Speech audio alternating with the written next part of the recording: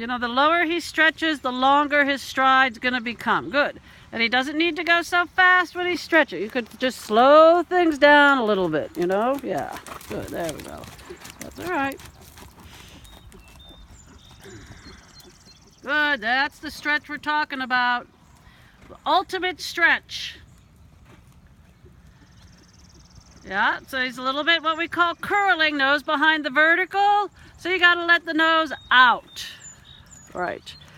Riding behind the vertical for stretching is great for a horse that likes to be above the bit, but he's rarely above the bit nowadays.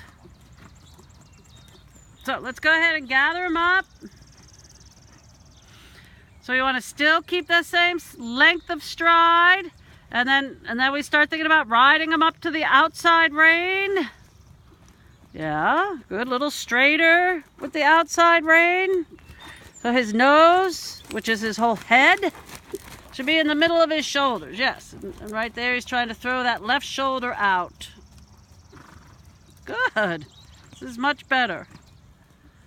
Okay, so let's go ahead. We're going to slow our posting, and we're going to sit and walk.